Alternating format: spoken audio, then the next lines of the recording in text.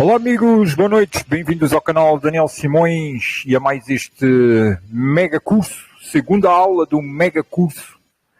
Canal Daniel Simões, estávamos ouvindo David Bowie, Heroes. Nós podemos ser heróis por um dia, pode ser este dia, o máximo que nós conseguirmos. Espero que o YouTube não me censure por eu estar a colocar uma música que tem direitos autorais, vamos ver se isso não acontece. E hoje nós vamos fazer um estudo de alquimia. Como eu nunca criei eu mesmo um tratado de alquimia, eu peguei num trabalho de uma pessoa que tem um trabalho simples, mas bom, na internet, que é Lidiane Franchi. Eu nunca fui procurar canal de YouTube, nem nada disso. Ela tem um site. E eu estava escolhendo assim, como é que eu vou apresentar este assunto da alquimia. Pensei em fazer uma pequena revisão de um livro que tenho, mas aí não era funcional. Para trazer aqui para a digitalização não era assim muito interessante. Mas esse livro que eu tenho, ele é muito denso, digamos assim. E então para fazer uma apresentação também não serviria. E então lembrei-me do trabalho desta senhora, acredito que seja uma senhora, uma moça, não sei, que é um trabalho que é interessante. E então nós vamos conhecer um pouco a apresentação que ela faz. Algumas coisas eu vejo assim um pouquinho diferente, mas é isso mesmo. Porque a alquimia é o quê? A alquimia é a transformação espiritual do ser humano. Essencialmente é isso. Quando se fala em alquimia no sentido de transformação de metais em ouro, isso aí é o conhecimento que saiu para fora para disfarçar, digamos assim, o que estava a acontecer verdadeiramente. E o que nós encontramos são pessoas fazendo gravuras e fazendo alguns experimentos até, a nível físico, químico mesmo, mas essencialmente há uma transformação espiritual. E quando nós nos apercebemos ao estudar a alquimia, começamos por ver algumas coisas, entender alguns símbolos, alguns nomes, e se tivermos entrado no estudo da alquimia desprevenidos, surpreendemos-nos ao descobrir que, essencialmente, a alquimia é um processo, uma ciência de conhecimento espiritual, de autoconhecimento. E isso transporta a alquimia para um outro patamar que algumas pessoas não estão à espera, que foi o meu caso. Eu, quando contatei com a alquimia, no início, eu pensava que era uma coisa, transformar o chumbo em ouro. Eu não fui atrás de saber o que era a alquimia. Ela é que me apareceu, assim, em alguns livros que eu estava lendo, e, surpreendentemente, eu comecei a descobrir que era uma coisa realmente ligada à transformação do ser humano, ao seu comportamento, à pessoa que ele é nas relações humanas, na sociedade. E isso começou-me a despertar imensa a curiosidade, né? Nem a curiosidade, é a sede de saber, de conhecimento, para complementar o que nós já estamos compreendendo e vivendo, e estamos sempre acrescentando mais alguma coisa. Então, imagens assim, não digo esta aqui, porque estes senhores realmente estão fazendo muito trabalho químico, neste caso aqui, mas a alquimia, essencialmente, ela é constituída de 3 fases da grande obra. E que grande obra é essa? Vou aqui ampliar um pouquinho mais. Que grande obra é essa? Deixa eu ver aqui os textos, se cabem. Sim, eu vou colocar neste formato assim que fica bem melhor. Ok. Que grande obra é esta? Né? A grande obra que aqui se manifesta é a obra de transformação espiritual. É o objetivo de chegar, isto dentro de uma linha... Eu espero que o cachorro não esteja incomodado, porque ele resolveu começar exatamente a latir, exatamente quando eu ia iniciar aqui o estudo. A experiência tem mostrado isto como um parênteses, que parece que o mundo não gosta muito quando eu começo a falar sobre alquimia. Existem assim algumas coisas que se manifestam. Depois, quando começa, eu falei e o cachorro calou. Não sei se vocês estão conseguindo ouvir, ou estavam conseguindo ouvir, e é essas coisas interessantes. Então, as 3 fases da grande obra de transformação pessoal, ela passa por 3 fases, né? Que é o nigredo, o albedo e o rubedo. Essencialmente, isto é o quê? O que é que nós estamos aqui a ver? Essas 3 fases, elas são constituídas por 8 operações da grande obra. O calcinatio, solutio, coagulatio, sublimatio, circulatio, mortificatio ou putrefactio, separatio e coniuctio. Tem a tradução à frente, ou pelo menos um entendimento, né, que tenho dos significados. Algumas pessoas às vezes dão os significados um pouco fora do significado raiz de cada uma das palavras. Eu prefiro dar o significado mesmo, a tradução direta, porque isto são palavras em latim. E, essencialmente, isto aqui, estas operações que estão, estas 8 operações que estão dentro destas 3 fases da grande obra de transformação pessoal, elas são essencialmente uma contemplação do mundo interior. E isto é algo que até mesmo algumas pessoas que estudam alquimia, eu identifico isso, que elas identificam essa mudança, que existe essa parte espiritual, mas às vezes não entendem que isto é algo que está a acontecer quando a pessoa está em meditação. é algo que acontece no interior, é a construção do mundo interior. Vamos conhecer aqui como é que é o nome dela? Lidiane. Ela nos traz isso. Ela tem textos interessantes. E, essencialmente, nós vamos passando fases, processos de purificação.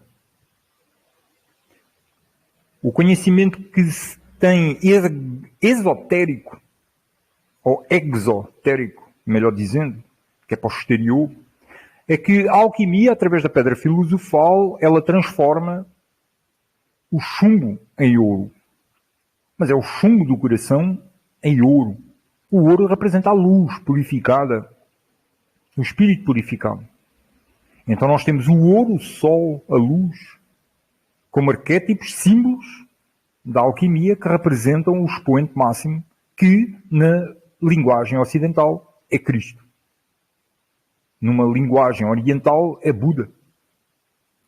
Como existe também a alquimia árabe, não é por acaso que a palavra começa por al, que é um artigo árabe, que significa u, a, ou us ou as.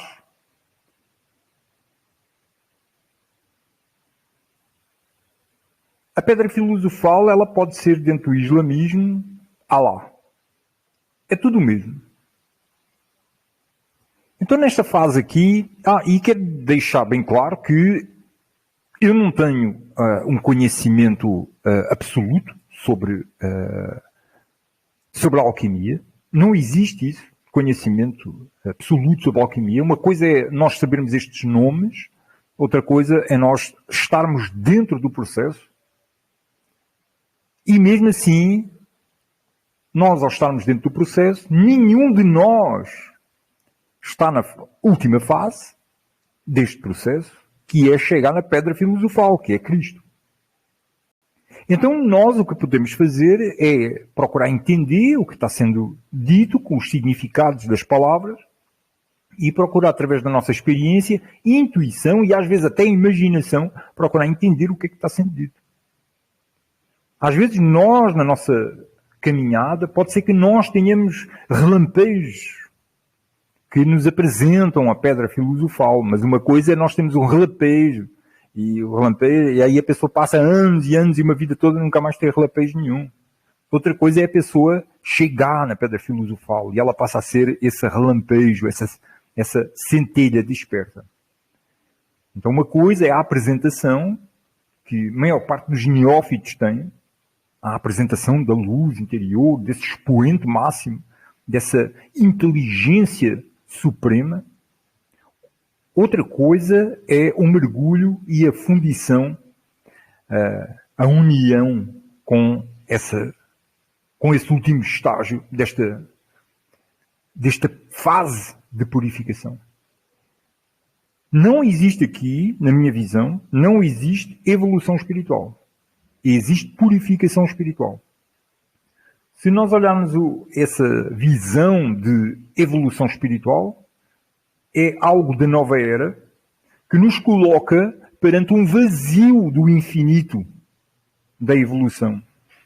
Enquanto, quando nós olhamos para o despertar da consciência ou a purificação do espírito, o que nós apercebemos é que existe um objetivo.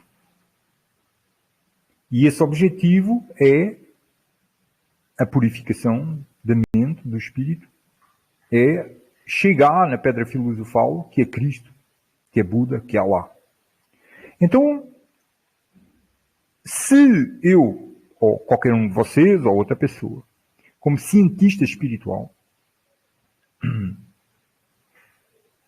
começasse a fazer registros da sua experiência de purificação espiritual, através de desenhos, de símbolos, de textos, podem ter a certeza que cada um de nós iria fazer coisas diferentes. Porque cada um de nós apercebe a realidade de um jeito diferente e manifesta a sua existência egóica de uma forma diferente. Então não existe uma alquimia absoluta. Existe algumas definições, alguns nomes, alguns significados, e existe a interpretação, a experiência pessoal. Então, para nós conhecermos essas 3 fases da grande obra, que incluem estes 8 passos ou operações da grande obra, a grande obra é a sublimação do espírito, a purificação da consciência, a completa iluminação. Essas 3 as 3 fases da grande obra são nigredo, albedo e rubedo. Vamos primeiro conhecer o que são essas 3 fases. Eu começo a desconfiar, quando eu estava preparando a aula de hoje, eu comecei a desconfiar que isto não ia ficar só na minha aula. Eu pensei que a alquimia ia ser uma aula única. Mas vamos ver se conseguimos fazer tudo numa única aula. Então, o nigredo é a primeira fase da grande obra. Opera al nero. É a primeira grande transmutação alquímica. Indica o primeiro passo no processo de criação da pedra filosofal, o da putrefacção e a desintegração da matéria. É um processo pelo qual a vida gradualmente deixa a matéria, dando origem a um composto informe e podre. O que ela está falando aqui, né? O processo de putrefacção leva a matéria a um estado de fermentação que, por sua vez, traz à luz uma nova forma de vida. Se a matéria com a qual os alquimistas trabalham é o espírito, então o nigredo representa o processo de decadência do ego. Após esta operação, a matéria precipita no caos original que precede a criação, que é Cristo. Esta é a noite escura da alma, aquele período de intensa perplexidade que é um prelúdio para o crescimento de uma ordem espiritual. Nesse espaço, pontos de vista pessoais se dissolvem, preconceitos são erradicados, enquanto ideias antigas são varridas como folhas secas. E o que resta é um vazio insuportável. Isto é algo extremamente importante. O que resta é um vazio insuportável. E já vamos aqui olhar com mais detalhe para estas afirmações. Do ponto de vista iniciático, esta fase indica o processo de morte simbólica do adepto. De facto, o seu antigo eu se dissolve para dar lugar a uma personalidade renovada e espiritualmente mais completa. E esta fase é extremamente delicada, porque quando nós na meditação começamos a contemplar o mundo interior, a maior parte de nós deparam-se com negro. Mesmo vocês agora, que estão ouvindo esta aula, se fecharem os olhos, a maior parte vê negro. Outras pessoas podem ver alguma coisa de vermelho, das luzes que estavam acesas, né? E aí fica aquelas... Mas isso é tudo na visão, nos olhos. E na mente, o que está a acontecer? Quando todas essas luzes que estão nos olhos, que isso é tudo, né, só coisa física, começam a desaparecer, porque os olhos de estarem fechados tanto tempo, os registros luminosos que haviam acontecido, eles começam a sumir. E aí o negro apresenta-se. E quanto mais tempo a pessoa contemplar esse negro, o que será que acontece? Nós já fizemos estudos por outro ângulo disto aqui. Quando nós olhamos, por exemplo, para a oração como uma tecnologia espiritual, baseado no princípio de que o pensamento só consegue pensar um pensamento de cada vez. Se nós inundamos o pensamento com oração, não existe espaço para mais nenhum pensamento. E parte da purificação que acontece no indivíduo acontece por esse processo de oração interna, não é com a voz, não é com a boca, é oração mental, com o pensamento. O pensamento não consegue pensar 2 pensamentos simultaneamente. Então, lentamente, entrando a oração, essa roda em movimento que é a oração, não existe espaço para mais nada. E, insistindo, pode curar muita coisa. Porém, antes de chegar em algum lugar, o neófito, o iniciado, ele vai ter que contemplar durante algum tempo aquele vazio, aquele escuro. E nada acontece. Aí é-nos dado algumas orientações nessas técnicas meditativas que nos mostram onde focar a nossa atenção. Porque existe uma coisa constante em nós que é a atenção, o foco da atenção. Então, técnicas mais sublimes, mais eficazes, mais precisas, rápidas, eficazes, vão nos mostrando onde nós devemos nos concentrar. Esperando pela luz, que é Cristo. Sempre estamos esperando por essa manifestação. E quando eu digo Cristo, não ocidentalizem essa palavra. Cristo é um nível de despertar, de purificação. É o máximo que qualquer um está a caminho de alcançar.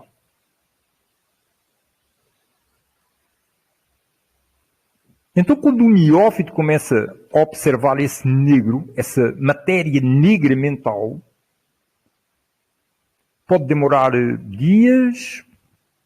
Eu conheço algumas pessoas que durou poucos minutos. Pode durar dias, a pessoa senta-se ali a meditar, 1 hora, aí está um negro, aí um bocado de pensamento querendo ocupar o espaço do negro, mas com o conhecimento preciso, sabendo como fazer da oração, da recitação interior, os pensamentos vão se afastando e a única coisa que resta é a recitação e o negro. E nos intervalos, e isto aqui é bom que a gente tenha algumas bases dos estudos anteriores que nós já fizemos aqui no canal, sobre a pixelização do pensamento. Então, lentamente, até a oração começa a se extinguir e vão-se abrindo os pixels de não pensamento e a contemplação do negro passa a ser direta. E o iniciado tem que ter muita paciência. E tem que insistir e persistir sem desistir. Para outras pessoas pode demorar semanas, outros meses, alguns até pode durar anos. Normalmente, quando dura anos, só se a pessoa estiver muito determinada é que ela continua. Tudo depende, que é isso que tem vindo a ser ensinado e eu aceito. Neste momento ainda aceito isso como uma verdade. Tudo depende da sinceridade do coração. Continuando, bom, vocês já estão entendendo porque é que talvez o mais certo é que este estudo não acontecer só em uma aula, né? Mas nós não temos pressa. É para fazer um mega curso para nós, quando entrarmos dentro do estudo do sistema secular mundano, institucional e a história do homem, nós já temos esta bagagem para não ficarmos perdidos. Porque, essencialmente, a força não positiva no mundo quer que nós não tenhamos acesso a este tipo de conhecimento. Né? Os símbolos do nigredo, a cor preta e a escuridão da noite são os símbolos por excelência desta etapa. A escuridão indica aqueles aspectos do eu que são invisíveis e desconhecidos, esperando serem iluminados pela luz do amanhecer. O que é isto? Iluminados pela luz do amanhecer. Reparem bem, que nós vamos começando... E ela está falando com uma linguagem aqui bem simples, bem fácil de nós conseguirmos entender o que é que ela está dizendo. Quer dizer, existe uma escuridão mental e está esperando a luz. Alguns textos alquímicos dizem que o negro começa-se a movimentar. Ora, aí surge quase um paradoxo, não é? Porque se está negro, breu, escuro, como é que nós vamos detectar movimento? Mas o que é certo é que começa a acontecer um movimento na massa negra. Alguns textos alquímicos dizem que é dentro do recipiente, como eu vos mostrei aqui, ou em outros encontros.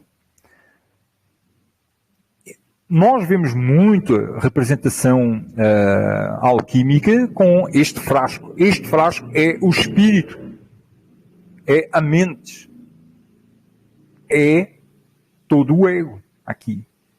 Porque o ego é mente, é o sentimento, é biologia, e enquanto existir ego, continua existindo este recipiente.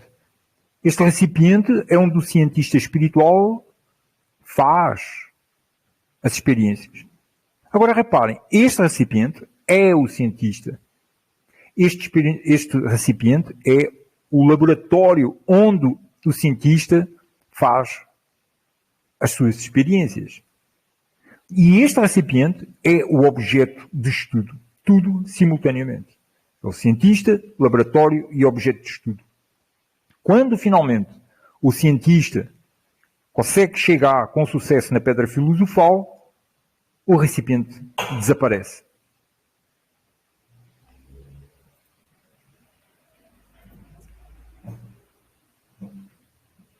Então, o que alguns textos dizem que dentro do recipiente, nesta fase do nigredo, a massa negra começa a mexer e começam a aparecer pontos de luz no meio da massa. Num conhecimento já mais avançado, nós sabemos que não devemos focar a nossa atenção nesses pontos de luz. Porque o foco da atenção deve estar no centro da massa. Focado no terceiro olho, mas interiormente, na massa negra, focado no centro. Porque a verdadeira luz surge no centro, não surge nas beiradas, não surge na vizinhança. A verdadeira luz, ela surge no centro. Outra metáfora muito poderosa do encontro com o desconhecido que ocorre durante esta operação é representada pela lua negra, que é o lado oculto e escuro do nosso satélite. No nível planetário, essa fase é governada por Saturno. Aqui não precisamos colocar Saturno dentro daquelas interpretações que nós estivemos fazendo na aula anterior. Aqui Saturno tem a ver com a astrologia, é um pouquinho diferente, e tem a ver com o processo alquímico, porque Saturno, ele representa o metal. Nós já vamos ver isso mais a seguir. No nível planetário, essa fase é governada por Saturno, uma estrela escura associada à gravidade e ao peso. Reparem que Saturno é visto como uma estrela. Outros símbolos para o nigredo são, portanto, chumbo, inverno e o corvo. Então, Saturno é o chumbo. E, se nós pensarmos bem, não está muito longe daquilo que nós temos vindo a estudar sobre o significado de Saturno, Cronos, ser chumbo. Porque é a fase mais bruta do coração. Não quer dizer que todos nós, iniciando o processo alquímico, estejamos todos na fase chumbo. Mas a maior parte da humanidade está na fase chumbo. O nigredo e a psicologia analítica. Do ponto de vista da psicologia analítica da matriz junguiana, o nigredo tem sido associado ao arquétipo da sombra, ou seja, ao conteúdo retirado do inconsciente. Isto aqui, por que ela está dizendo que é o conteúdo retirado do inconsciente? Quando a pessoa se senta 1 hora, 2 horas, contemplando o seu mundo interior, o que é que será que aparece na mente de cada um? Imagina que a pessoa passa 1 dia, 2, 3 dias, 1 mês, 1 ano, 2 anos, 5 anos. Todo dia ela medita. O que é que será que começa a acontecer? Acho que vale a pena pensar nisso, não é? Porque uma coisa é nós sentarmos ali um pouquinho, meditamos um dia, passamos não sei quanto tempo sem meditar, e depois medita novamente. E o que é que será que acontece se nós meditarmos todos os dias? Contemplarmos o negro todo dia, todo dia, todo dia, todo dia. O que é que será que começa a acontecer? Algumas coisas começam a vir ao de cima, né? Estes são aspectos de si mesmo que o indivíduo rejeita devido à educação recebida ou às influências do ambiente circundante. A comparação com a sombra é muito dolorosa e pode levar a um período de intensa perda. Nos sonhos, a sombra aparece na forma de monstros, presenças demoníacas, viagens nos pesadelos sombrios e terríveis. O encontro com a sombra inicia o processo de decadência do ego ou desmantelamento pelo indivíduo de todo o sistema de crenças que ele possuía. A concepção que o indivíduo teve de si mesmo desmorona lentamente para dar lugar ao ego novo, mais expandido e renovado, mas ainda um ego. Para renascer, de fato, o indivíduo deve primeiro morrer. Eu procurei uma imagem, já algumas vezes que eu procuro uma imagem, talvez eu tenha que desenhar essa imagem. Eu acho que essa imagem está no livro que eu tenho da alquimia. Eu vou procurar, porque com certeza este estudo aqui vai ter mais uma aula. Não tenho nem dúvida, né? Porque isto é grande demais. Olha aí, nós já estamos a 34 minutos, né? De estudo. Existe uma imagem alquímica antiga que coloca 3 homens um ao lado do outro. 3 homens. O primeiro homem tem um par de asas cobrindo o sexo. O segundo homem tem, além do par de asas cobrindo o sexo, um par de asas cobrindo o rosto. E o terceiro homem tem esses 2 pares de asas, mais um nas costas, aberto. O que significa isso? O primeiro par de asas que cobre o sexo representa que ele já compreendeu que ele não é homem nem mulher. Ele começa a entender que ele é algo mais além de ser humano. Ele já entendeu que não é humano. Então cobre o sexo. Só que ainda tem muita coisa na mente para trabalhar, porque a mente, ele já pode saber que não é o corpo, que ele não é os pensamentos, que ele não é os sentimentos, que ele não é o nome que lhe chamam, ele já sabe isso. Pronto, a pessoa já está sabendo que isso aí são identidades passageiras, não é a sua real identidade. Mas, quando ela começa a olhar para a sua real identidade, é uma confusão mental que não é brincadeira. O cara vai ter que fazer a revisão da história, da sua história pessoal, né? Vai ter que olhar para muita coisa, vai ter que, muitas vezes é bom ter amigos com quem conversar, pessoas com quem conversar sobre histórias, sobre coisas da sua vida, para poderem entender ainda melhor. Porque isso é um parêntese aqui bem importante. O alquimista não é o Buda na montanha isolado lá em cima, não é o cara fechado. Se vocês repararem nestas imagens que eu mostrei aqui, todas elas são com várias pessoas, né? Por exemplo, esta aqui, que eu nem precisava estar a abrir assim. Espera aí, deixa eu fechar aqui. Ou seja, ele está aqui lendo o livro, né? Mas tem ali 3 pessoas lá atrás, né? Então, o que é que está dizendo aqui, né? Que existe conversa entre as pessoas sobre isso. Se eles estão fazendo um trabalho sobre alquimia interior, então precisa haver uma conversa sobre isso. E a alquimia interior, como é que ela se manifesta? Nas relações humanas, no cuidado consigo próprio e nas criações que nós fazemos. Todos os dias.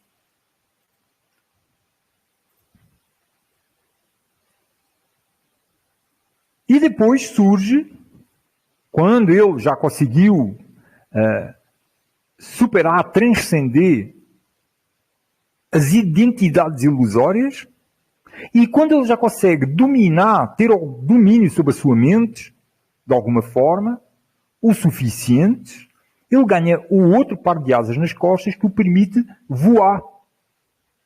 O que é isso? É transcender a matéria. É quando ele já consegue ter uma leveza de espírito suficiente, é aquela coisa de chegar no travesseiro e dormir, de consciência tranquila, né? É a mesma coisa. A pessoa senta ali para meditar, se a consciência estiver pesada, ela não vai levantar voo. Então ela precisa tornar a sua vida, o seu ser, o seu pensamento, a sua consciência, sentimento, tudo mais leve, não só para superar a matéria, mas para aguentar ficar ali sentada, né? Porque a pessoa, se tiver uma carga pesada em cima, ela não vai aguentar ficar muito tempo sentada ali a olhar para o seu mundo interior. Então precisa já ter passado por muita purificação para ganhar esse par de asas e poder transcender o corpo físico. Mas, como nós sabemos, a espiritualidade é muito elástica e existem imensos fatores que nenhum ser humano consegue computar. Não tem como pegar nesses dados e colocar num computador para ver. Não, na espiritualidade não tem isso. Então, tem pessoas que, mesmo tendo algum peso na consciência, ainda não ter superado algumas coisas, elas conseguem transcender a matéria facilmente. Por quê? Bom, nós não sabemos. A melhor coisa é dizer, eu não sei.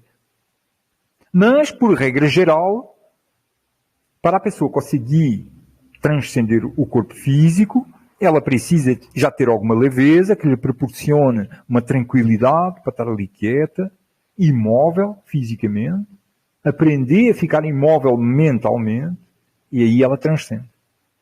Ou seja, para pessoas, por exemplo, assim como eu, que são pedras brutas, o cara, mesmo bruto, o cara precisa passar por essas fases. Agora, tem outras pessoas que têm algumas facilidades, sabe-se lá porquê, né? E apresenta uma conclusão que é, sim, eu li aqui, não terminei de ler. A concepção que o indivíduo teve de si mesmo desmorona lentamente para dar lugar a um ego novo, mais expandido e renovado. Para renascer, de facto, o indivíduo deve primeiro morrer. E esta é, quando nós olhamos para esta questão de, no processo alquímico, acontecem várias mortes, não é só uma. São várias. Por exemplo, essa imagem que eu vos descrevi dos 3 homens com asas são fases de morte. A pessoa, para entender que ela não é um ser humano, que ela não é um homem, ela não é uma mulher, ela não é o nome que lhe deram, ela morreu, alguma coisa morreu ali, para renascer algo mais sublime. Conclusão. E assim, com a entrada no caos e a dissolução total da matéria, a primeira transmutação alquímica termina. Tudo o que foi a primeira estrutura, identificação e ordem agora resulta em uma massa informe, vivificada pelo processo de fermentação. Bom, a coisa é que, assim, eu acho que ela não clarifica isso aqui, ou pelo menos eu nunca vi ela trazendo uma clarificação nos textos, que esta ordem pela qual nos é apresentado estas fases alquímicas não tem que ser por essa ordem, não. Tem pessoas que saltam passos, conseguem fazer isso. Não me perguntem porquê. Lá vem. Existem fatores assim que determinam certo tipo de coisas na questão espiritual que nós não conseguimos pegar, fazer estatísticas, dados comparativos. Não tem isso. Não tem isso, não. E tem pessoas que conseguem fazer isso. Elas saltam passos nisso aí. Tem outras que ficam paradas um bocado de tempo ali naquele passo, têm que trabalhar aquilo bem, cozinhar aquilo bem ali, para conseguir então ter uma matéria mais leve que possa passar ao passo a seguir, né? Então, o albedo é a segunda fase da grande obra. O albedo representa o processo de purificação ou destilação do composto resultante do nigredo. Então, nós tivemos a trabalhar essa massa negra, que é a mente, já está assente isso, e alguma coisa acontece. Essa massa, ela começa em movimento. Agora, reparem, existem várias descrições disso, depende de quem é que está descrevendo. Ela vai por um caminho aqui que ela diz que apodrece. Né? E algumas pessoas que estudam alquimia, elas passam por isso. Elas dizem que entra nessa fase de fermentação até apodrecer e então nasce outra coisa dessa matéria que serve de alimento para a próxima árvore que vai nascer. Né? Eu já não olho bem isso assim. Eu não vejo como uma fase de apodrecimento, não. Apesar de haver uma morte, eu não vejo essa fase de apodrecimento. Eu só vejo essa fase de apodrecimento e fermentação Se a pessoa tiver muito apegada a alguma coisa e tiver com muita dificuldade em largar aquilo, aí sim, aí começa a entrar numa fase onde a matéria começa a apodrecer e a entrar em fermentação. Que matéria é essa? Memórias. Por exemplo, a pessoa não perdoa outra pessoa ou não se perdoa a si mesmo. Então ela fica ali, presa. Por isso é que é bom nós, quando estamos a fazer este processo de autoconhecimento, quando a pessoa começa-se a contemplar a si mesma e começa... Não é contemplar a si mesma, isso aí seria quase uma coisa narcisista. Quando ela começa a contemplar a sua real identidade, quanto mais limpa tiver o seu pensamento e o seu sentimento, mais leve ela fica, mais consegue subir.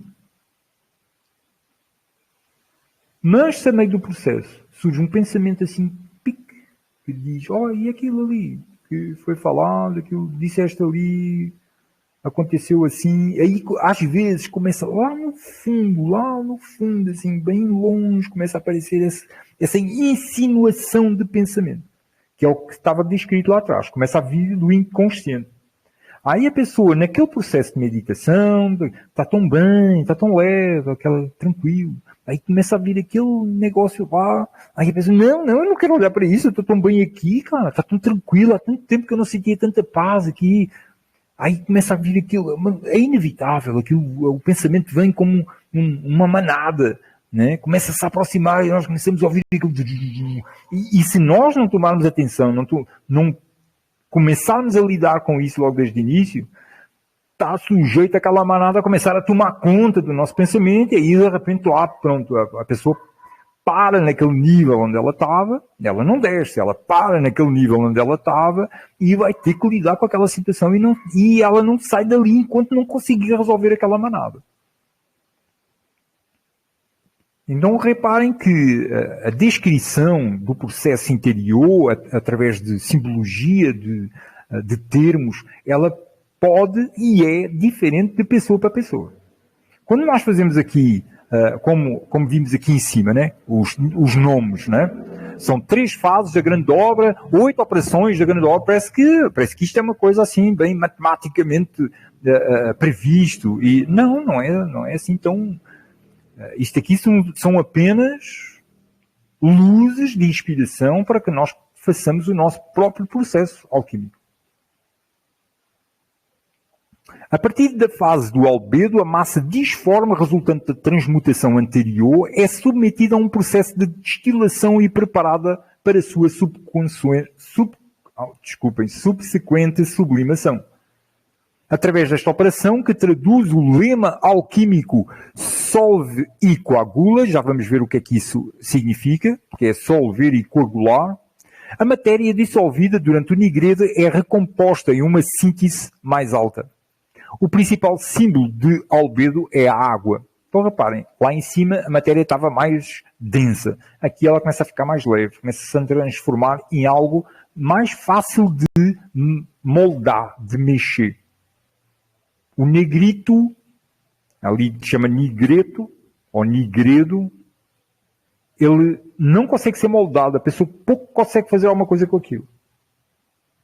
Mas depois, quando começa a acontecer esse movimento, e essa mais leveza, aí o neófito começa a conseguir fazer alguma coisa. Na fase do albedo, já é água, já existe mais mobilidade, já está mais elástico, nós já conseguimos fazer mais alguma coisa nesse processo de transformação interior.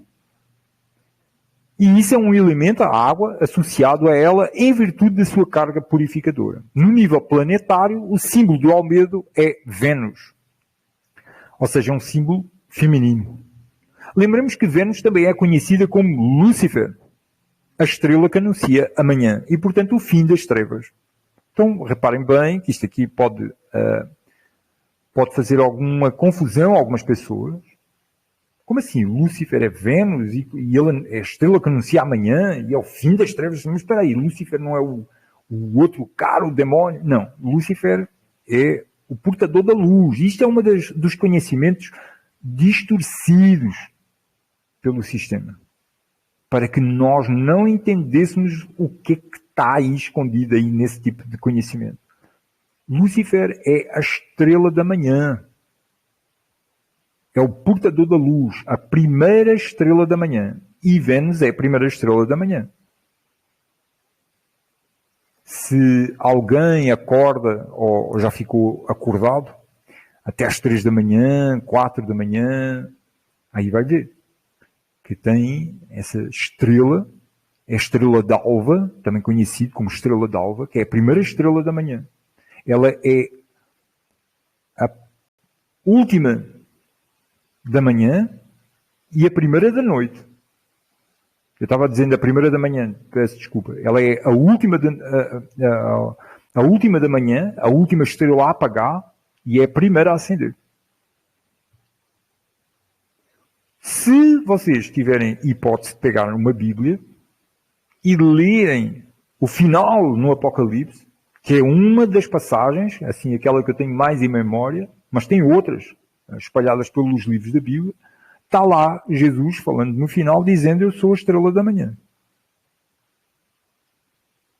Isso aí merece muita reflexão. Até foi bom eu ter passado no grupo os vídeos do Mestre Aleph, que ele traz um bocado de esclarecimento sobre isso. Porque o mentiroso, a maior manha dele, é ele fazer a humanidade acreditar que ele é Deus. E, para muitos, ele faz acreditar que ele não existe como demónio. E ele quer fazer acreditar que Cristo é o demónio. E aí começa Lúcifer a ser associado à força não positiva. Mas Lúcifer é o portador da luz.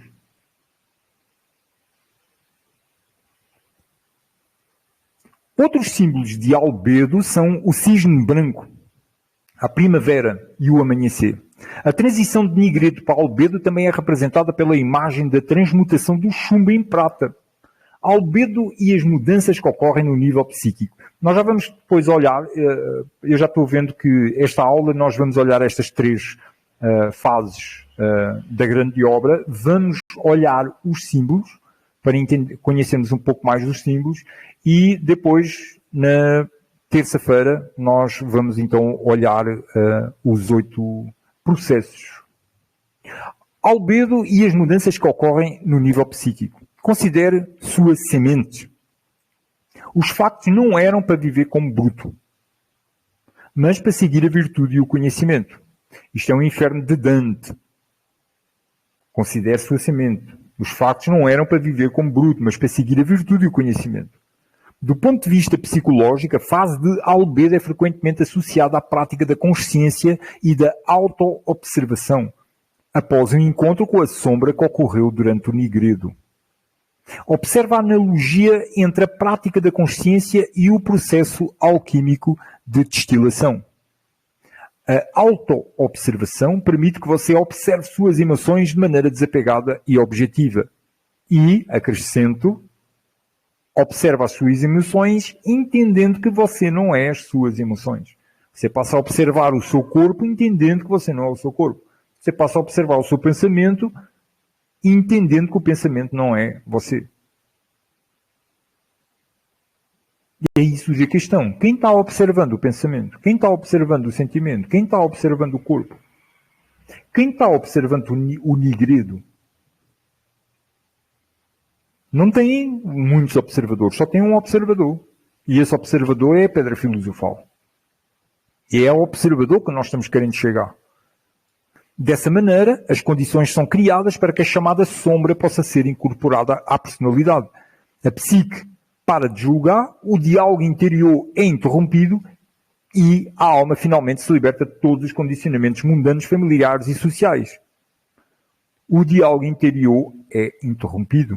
Como é que o diálogo interior é interrompido? Será que nós conseguimos parar o pensamento? Não, a gente não consegue parar o pensamento. O que nós conseguimos é desacelerar o pensamento, como nós já estudámos, quem quiser mergulhar mais profundamente nestas técnicas de observação e compreender melhor a tecnologia mental, eu sugiro assistir os vídeos da playlist Ponto de Consciência. Então, quando ela diz aqui o diálogo interior é interrompido, será que é possível parar o pensamento? Não. O que é possível é desacelerar o pensamento a um ritmo tão lento que nós conseguimos identificar o pixel de não pensamento. E, focados no centro, com orientação devida sobre como concentrar no centro, e então entrar por essa porta que é o pixel de não pensamento. E o pensamento continua. Nós não vamos conseguir parar o pensamento, só que o nosso foco já não está ali. E é como se ele já não existisse mais. É tipo um avião. Nós somos o avião. É a nossa atenção, o nosso foco de atenção. Nós estamos debaixo das nuvens e está chovendo. As nuvens são o pensamento. Quando nós levantamos voo e passamos acima das nuvens, começamos a ir na direção do sol, as nuvens continuam lá, mas estão lá embaixo. Já não importa se elas estão chovendo, se não está chovendo, já não importa mais. Então o diálogo interior é interrompido, mesmo sem ser interrompido. São paradoxos, não é? São o que se chama, nesta linguagem mais metafísica, dicotomias. A dicotomia são verdades opostas que são verdade no mesmo momento e no mesmo espaço. Isso é uma coisa que nós poderíamos dizer que é impossível, mas é possível. Pelo menos metafisicamente, e é aí que surge o termo dicotomia.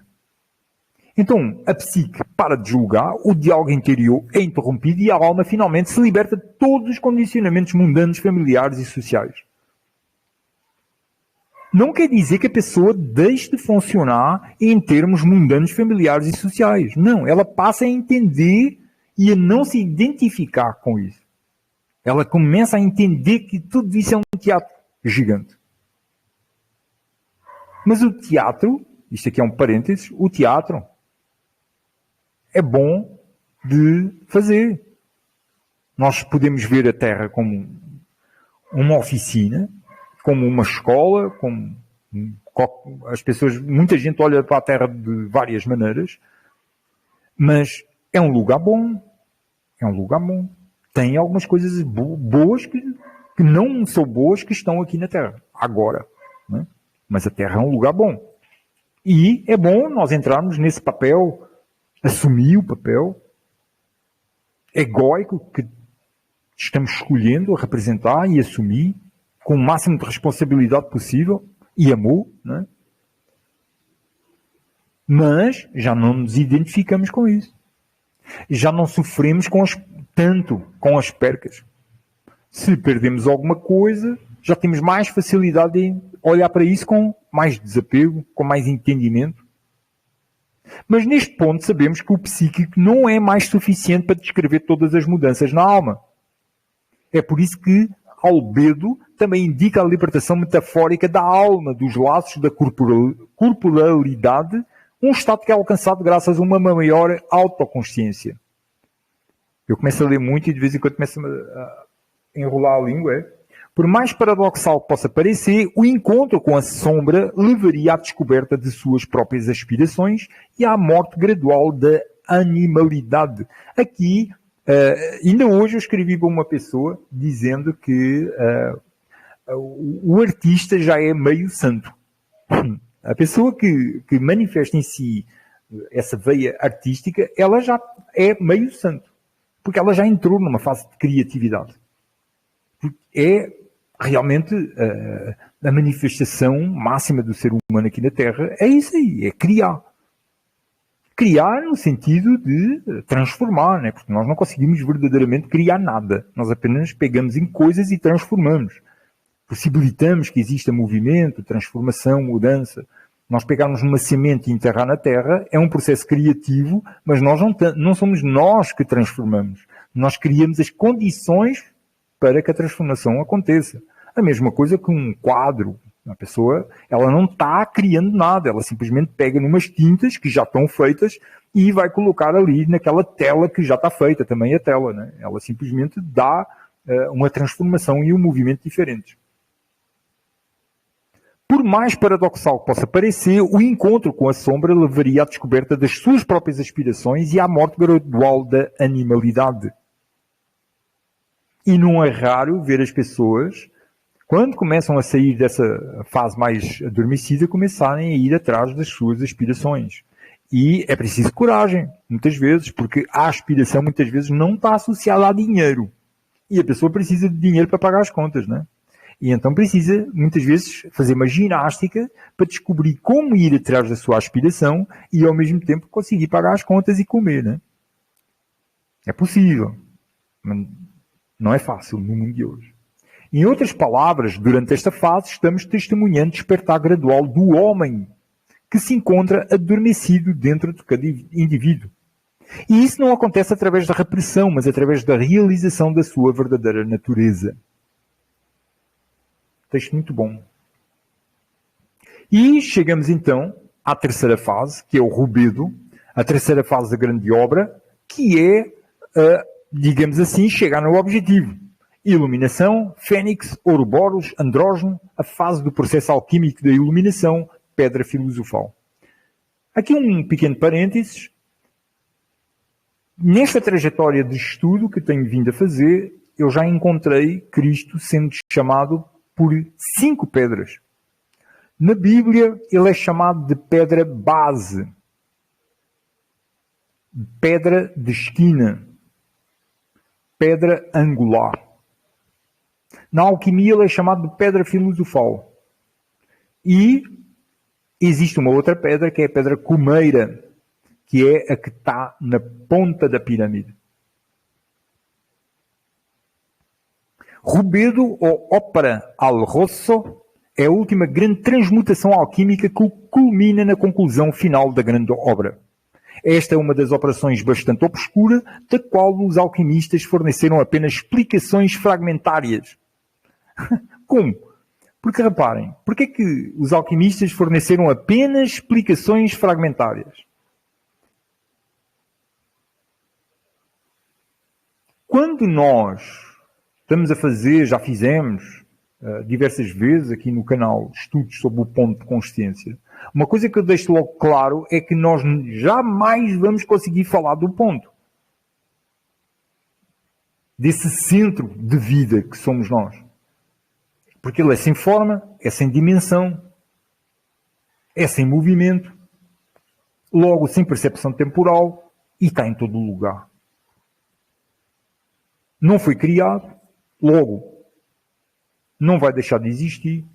Como é que se fala de algo assim?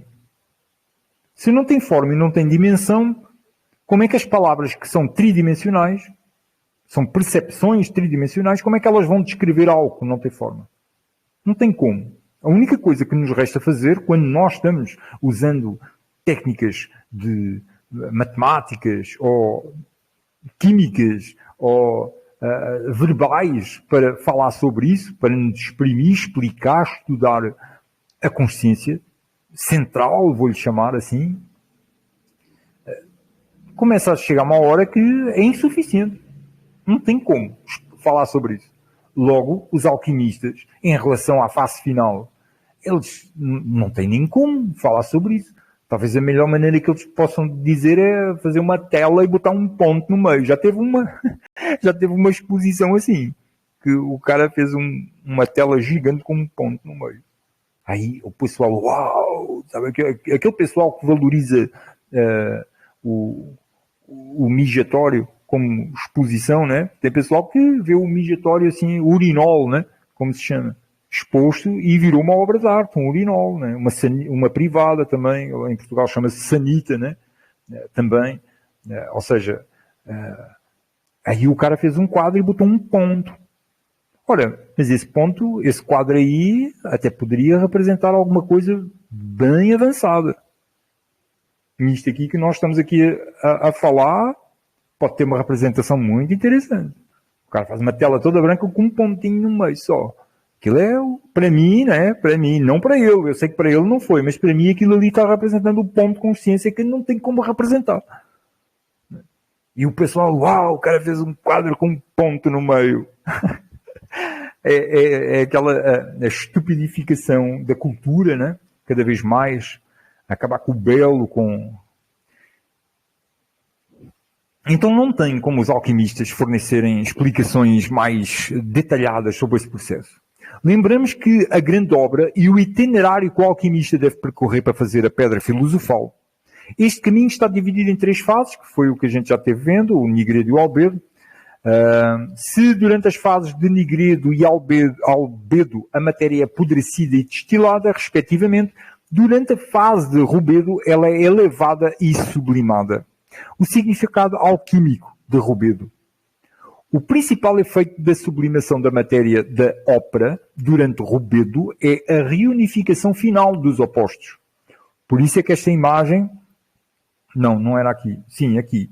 Aqui eles estão se unindo, né? Aqui ainda estão separados, um de cada lado, e aqui já estão unindo. O que foi separado por razões contingentes, agora volta a se reunir. Durante esta fase, testemunhamos a reunificação do espírito e da matéria, do homem e da mulher, do sol e da lua. Não é por acaso que a cor desta operação é vermelha. Uma cor que fica a meio caminho entre preto e branco, entre luz e escuridão.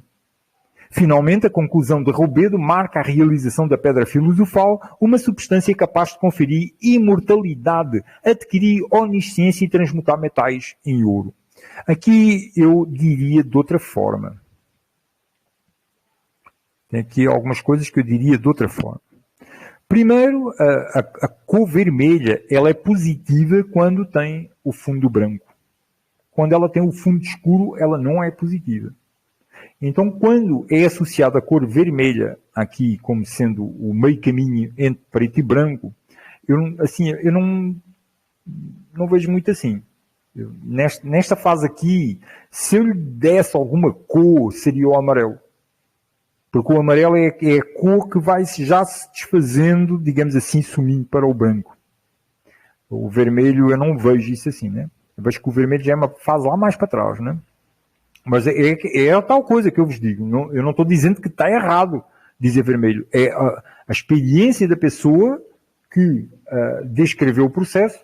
Para ela entendeu que era a cor vermelha. Eu já entendo de outro jeito. Se eu associar alguma cor. Porque verdadeiramente, principalmente nesta fase que nós estamos a ver aqui, que é do rubedo, não existe classificação, não existe adjetivação, significação. Não, é uma experiência que usa linguagens espirituais, não é estas linguagens mundanas com cor, forma, geométrica. Não tem nada disso.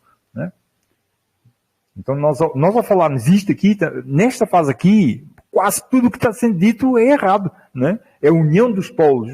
Sim, já não há polos, nem há união, há o C. Finalmente, a conclusão do rubedo marca a realização da pedra filosofal, uma substância capaz de conferir imortalidade. Ela não confere imortalidade. Quando acontece a realização da pedra filosofal, ela não confere imortalidade, porque verdadeiramente nós já somos imortais. E a palavra nem sequer é imortalidade. Eu prefiro dizer que a nossa sobrevivência jamais esteve em risco. O que somos jamais foi criado, jamais vai deixar de existir. Adquirir onisciência e transmutar metais comuns em ouro. Aqui existe alguma discussão dentro desses meios onde se estuda alquimia, porque algumas pessoas dizem que realmente os alquimistas, quando conseguiam chegar numa fase bem elevada de purificação, eles conseguiam realmente criar fisicamente uma pedra filosofal. Que quando tocava num metal transformava em ouro. E é isso que deixou muita gente doida a perseguir os alquimistas. Porque existe, ainda hoje, assim, eu acredito que talvez, é uma crença, né? É uma crença. Não tenho provas disso. Mas eu acredito que fosse possível sim. Porque o que é em cima é em baixo. Então, se existe uma manifestação espiritual no alto, de transformação, de sublimação, de toda essa alquimia, de peso em leveza, de chumbo em ouro, por que não haver um reflexo, uma materialização disso no mundo, né? Mas isso fico assim, eu pessoalmente não afirmo que a pedra filosofal física ela era criada, né? E a pedra filosofal espiritual ela não é criada, ela é realizada, né? Ela é percebida, conscientizada até à união, né? Os símbolos de rubedo, em um nível simbólico, a união dos opostos que se testemunha durante o rubedo é representada pela cobra Ouroboros, no seu ato de morder o próprio rabo. A cobra que morde a cauda representa a conclusão do ciclo alquímico. O representante de rubedo no mundo mitológico é a fênix, uma criatura capaz de renascer das próprias cinzas, juntando-se assim ao início e ao fim de cada ciclo. Outro símbolo para rubedo é o ser andrógeno, que contém as virtudes do masculino e do feminino. No cristianismo, o vermelho está associado ao Pentecostes ou à descida do Espírito Santo na Terra, na forma de línguas de fogo. Bom, isso eu não sei, né? Se o vermelho está associado ou não no catolicismo, no cristianismo. O significado da cor vermelha também se refere ao sangue, isso eu sei, à vida, fertilidade e sacrifício. E à vitalidade. Força também. Finalmente, na Divina Comédia, rubedo é representado pela entrada de Dante no paraíso e seu encontro com Beatriz. Então, estas são as 3 fases do processo alquímico. Antes de nós encerrarmos esta primeira aula de alquimia, né, que é a segunda aula do mega curso, ou seja, a terceira aula também vai ser alquimia, vamos conhecer aqui um pouco sobre os símbolos que caracterizam a alquimia. Tem os 3 princípios, que é o sulfato, o sal e o mercúrio. Depois tem o fogo, o ar, a água e a terra. Reparem que aqui tem o que nós estudamos na aula passada, o hexagrama. Né? Aqui tem o hexagrama, que é a estrela conhecida, né, como estrela dos judeus, que nós já vimos que isso não é estrela dos judeus, é uma coisa que já existia, que não tem nada a ver com, originalmente não tem nada a ver com judeus, né? É um símbolo que foi apropriado por essa cultura. E eles representam os 4 elementos. E este aqui representa os elementos. Bom, eu tinha outra interpretação deste símbolo. Lá vem, é tal coisa que eu vos digo, né? Os símbolos, eles existem interpretações comuns entre várias linhas de estudo e existem algumas diferenças, né? Existem até símbolos que são colocados às vezes em algumas linhas de estudo alquímico que outras linhas nem sequer têm, né? Eu não vejo isto como sendo os elementos, não. A cruz eu vejo que é o cruzamento entre a terra e o céu. Tanto que esta linha horizontal, ela, se estiver aqui embaixo, na base, ela representa uma coisa, se estiver no centro é outra, e se estiver aqui em cima é outra. Porque reparem bem, vou aqui aproximar mais para podermos ver, se o horizontal representa a Terra, aqui o que nós vemos é que a vida mundana está entre o céu e o inferno. Não é não? Também podemos ver que a vida mundana do ser humano, ela está subindo numa ascensão espiritual, né? Porque se isto tudo for espiritualidade, tirarmos céu e inferno, né? Se virmos que toda esta linha aqui vertical é espiritualidade, então vemos que ela já não está no início, né? Se estiver aqui embaixo, né? Tudo é céu. Mas e se estiver em cima, fazendo um T? Então quer dizer que a vida mundana está acima de uma linha espiritual. Então esta linha espiritual passa a não ser positiva, quando é um T. E isto neste contexto, né?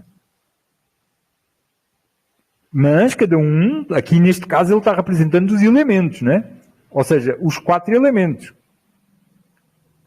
Que também pode ser. Não, é tal coisa. Uma coisa que eu já chamei a atenção muitas vezes é para... quando se fala sobre coisas, é preciso entender na conversa qual o significado que cada pessoa está dando às coisas. A uma palavra, né? Por exemplo, a pessoa diz assim, desenvolvimento. O que é que ela está querendo dizer com isso? Né? Principalmente no contexto de hoje. Né? Eu quero desenvolvimento para o Brasil. O que é que isso quer dizer? Porque a palavra desenvolvimento para aquela pessoa pode não ser a mesma para mim. Hoje em dia, quase certeza que a maior parte das pessoas, o significado que elas estão dando a desenvolvimento não é o mesmo que eu dou. Sustentabilidade. Ora, essa palavra, o significado original dela é um significado positivo. Mas hoje em dia o significado já implica um monte de coisas com as quais eu já não concordo. Né?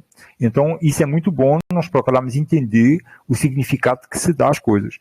Ao definir como elementos esta cruz, está certo neste contexto, mas é preciso que isso fique bem esclarecido. Né?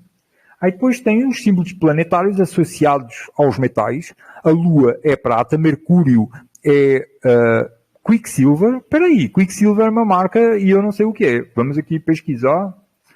Quicksilver é prata, silver é prata. Quicksilver. Interessante. Vamos aqui ver aqui no tradutor, ou seja, isto todos estamos estudando, incluindo eu. Quicksilver é uma marca para surfistas. Aí, como eu sei. Mercúrio. Aí, que interessante. Então quer dizer que o Mercury é o planeta e Quicksilver é o elemento. Não sabia disso aí. Interessante. Vênus representa o cobre, ouro, o Sol representa o ouro. Reparem que tem um pontinho lá no meio. Vemos isto muito em alguns contextos maçons. Os caras usurparam um bocado de coisa daqui da alquimia. O ferro, Marte representa o ferro, Júpiter representa tin. Tin, agora também me escapou o que significa tin. Este eu já soube. Lata. Representa lata. Espera aí, onde é que eu ando? Nós andamos. E Saturno representa chumbo. Então existe este processo, né? Interessante nós observarmos que tem cruz em maior parte dos símbolos, não é? Só a Lua e o Sol é que não tem uma cruz. Só isso aqui já daria para nós fazermos um bocado de estudos, né? Podemos ver, por exemplo, que Marte tem o símbolo do Sol por baixo, né? E aqui é uma Lua, né? E aqui também é uma Lua, tipo uma Lua. Só que hoje já colocaram aqui este rabisco aqui, mas isto é uma Lua que está aqui e aqui também é a Lua. É este símbolo que está aqui. E aqui também está a Lua. Então os símbolos dos planetas eles são quê? 3 símbolos se misturando, né? Nestes aqui, porque depois tem outros símbolos que já são um pouquinho diferentes. Acho eu que depois são um pouquinho diferentes. O peixe acho que já é bem diferente. Bom, meus amigos, espero que vocês estejam gostando do encontro. Não sei se tem alguém que queira acrescentar alguma coisa, fazer alguma pergunta, trazer informações novas. Se quiser, é só... os micros estão aí abertos. É só abrir o micro e falar.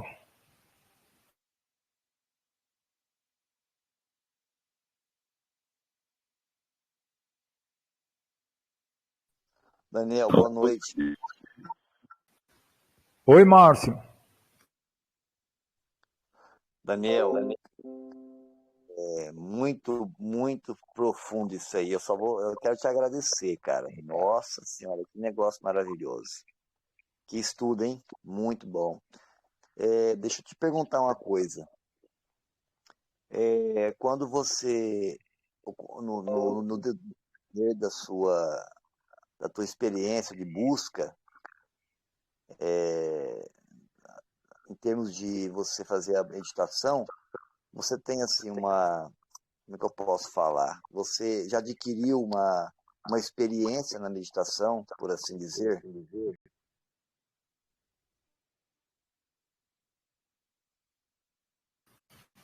Sim, senão não estava aqui falando, né?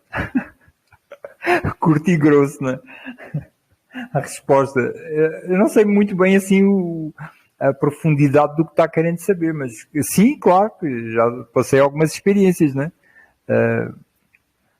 Para poder estar aqui falando sabendo alguma coisinha, né? Porque a gente, é aquilo que eu digo, né? Se o primeiro degrau desta caminhada é a paciência, eu não consegui ainda nem sequer subir o primeiro degrau, né? Ah, Daniel, sim, eu sou, cara. Nossa senhora. Muito obrigado aí, meu irmão.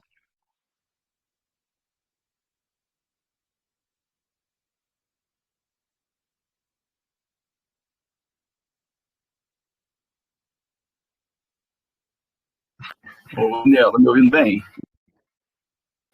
Oi, Leonardo, tudo bom?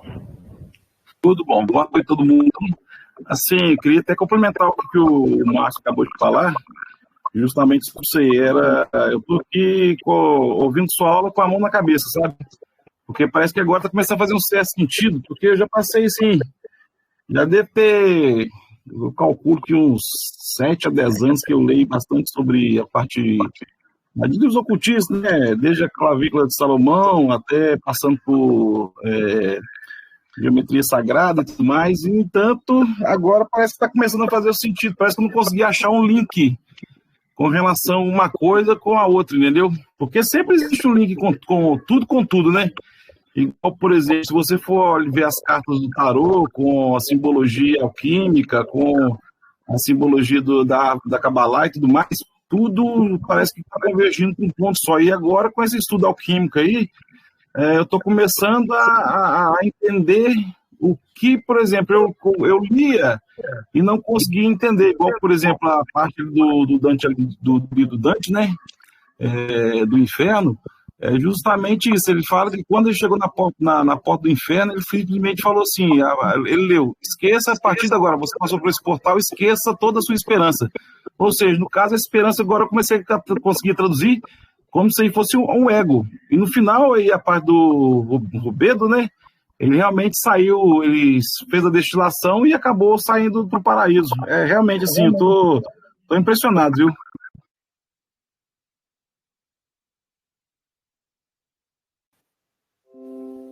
Que bom que recebeu o benefício aí. É isso que eu espero, que alguém receba alguma coisa boa.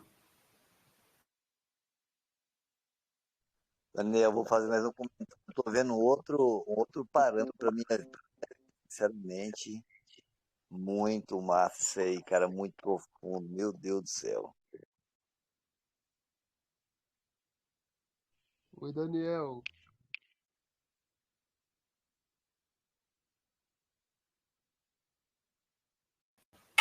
Oi, Rafael, pode falar. Eu estou aqui tirando e botando o meu micro quando vocês falam, que é para a minha companheira estar aqui ao meu lado poder ouvir o que vocês estão dizendo. Boa noite, Rafael, pode falar. Boa noite, Daniel. Boa noite, todo mundo. O meu microfone dessa vez tá melhor, certo?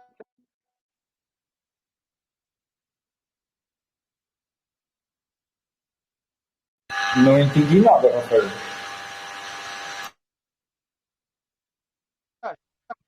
Oi. O microfone dessa vez tá ouvindo Sim, melhor? agora estou ouvindo. Ah, beleza. Ô, Daniel, eu gostaria de ler um trechinho aqui de um livro. Será que é possível? Sim, claro que é. Tá bom. Esse livro aqui se chama A Revelação dos Templários, né? Tem uma parte aqui que fala sobre alquimia. Algumas coisas você já falou e outras aí talvez complemente aí, que eu achei interessante compartilhar. Eu vou ler aqui, então, a primeira parte aqui você chegou a falar, né? Acredita-se que a alquimia tenha sido transmitida pelo Egito antigo através dos árabes. A própria palavra, aliás, deriva do árabe. A alquimia significava mais do que ciência. A prática compreendia uma bem concatenada teia de atividades encadeadas e modos de pensar, da magia à química, da filosofia e hermetismo, à geometria sagrada e à cosmologia, também pesquisava o que hoje chamaríamos de engenharia genética, métodos para retardar o processo de envelhecimento e a tentativa de conquistar a imortalidade física. Os alquimistas, com seu conhecimento, não tinham tempo a perder com antagonismos da igreja contra as experimentações. Eles então se ocultaram e continuaram suas pesquisas secretamente. Para os alquimistas, não existia coisa chamada heresia, enquanto para a igreja não existia um alquimista que não fosse herético. Consequentemente, a prática da alquimia tornou-se conhecida como magia negra. Em alquimia, o símbolo para designar a consecução da grande obra é o hermafrodita, literalmente a junção do deus Hermes com a deusa Afrodite. As catedrais góticas ostentam muitas figuras curiosas, de demônios a homens verdes. Alguns, porém, ultrapassam o estranhamento. Uma escultura na Catedral de Nantes mostra uma mulher olhando para um espelho, embora o reflexo seja, na verdade, o de um homem velho. E em Chartres, a escultura da Rainha de Sabá, de fato, porta uma barba. Os símbolos alquímicos podem ser encontrados em muitas das catedrais associadas aos cavaleiros templários. Nossa pesquisa mostrou, entre outras coisas, que eles estavam, de alguma forma, bastante familiarizados com as propriedades do solo. Em uma área em particular, eles construíram um hospital para os templários que voltavam da Terra Santa, pois ali a terra tinha propriedades curativas. Existem símbolos alquímicos nesse local. Fica bastante claro que estavam familiarizados com a alquimia. É significativo encontrar-se um local que for especificamente escolhido em virtude da natureza da terra, onde existem evidentes símbolos alquímicos em sua estrutura, além de muitos elementos vinculados aos cátaros e aos muçulmanos. E essa evidência é consistente, documentada, é bastante fácil de ser provada. Durante nossas viagens na França, repetidamente vimos que as cidades que haviam sido propriedade dos templários, como Telle na Provença e Alès-les-Bains no Languedoc, subsequentemente haviam se tornado centros de alquimia. Agora, para terminar, achei interessante aqui, quando ele fala que...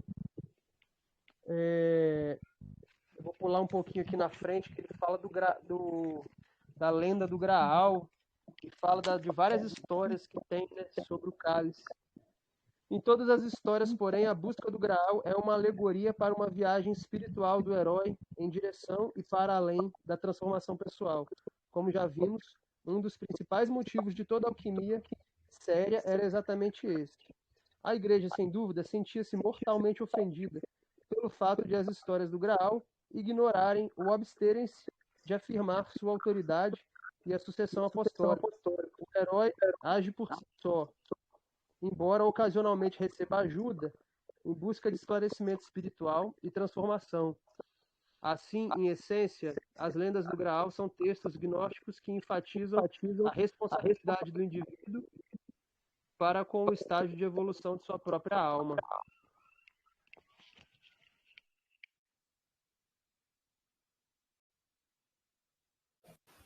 Grato, Rafael. Excelente texto esse aí.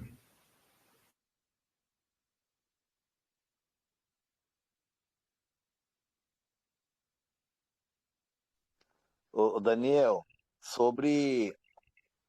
Você já ouviu falar sobre Giordano Bruno, que morreu queimado pela Igreja Católica?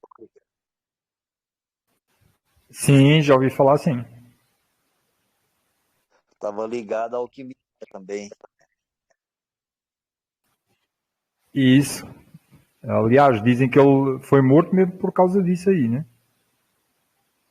Com questões de modelos planetários e por causa do estudo da alquimia, né? Perfeitamente.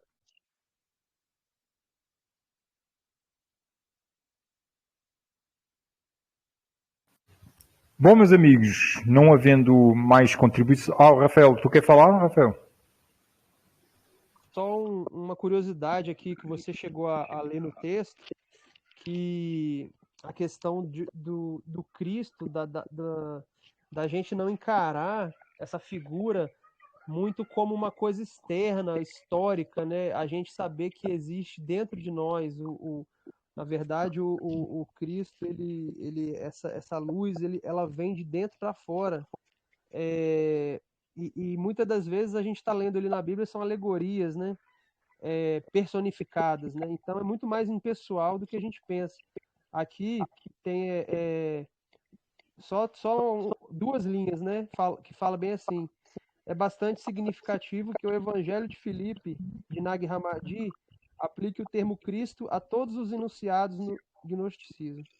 Então, todos esses que passavam por este processo, né, até a conclusão aí dos 3 estágios, ele é igual você falou no início da exposição, né, que atingia o grau maior. Aí, claro que nem todos, mas alguns atingiam essa iluminação aí e recebiam o título, né?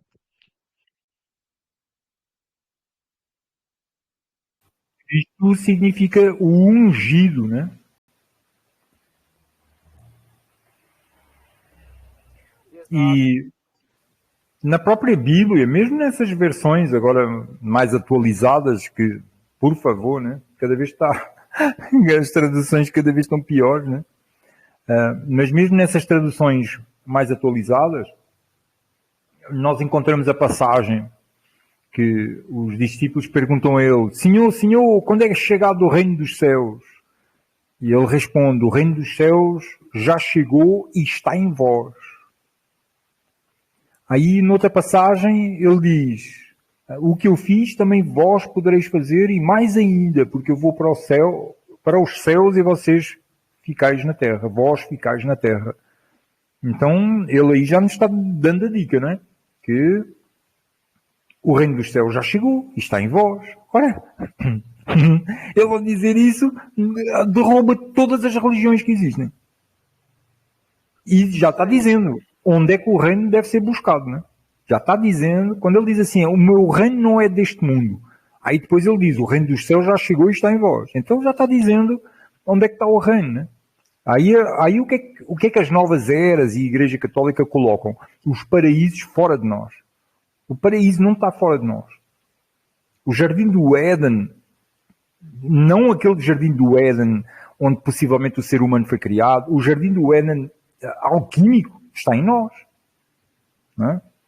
E quando Jesus diz, tudo que eu fiz também vós podereis fazer. E mais ainda. Como assim? Mais ainda.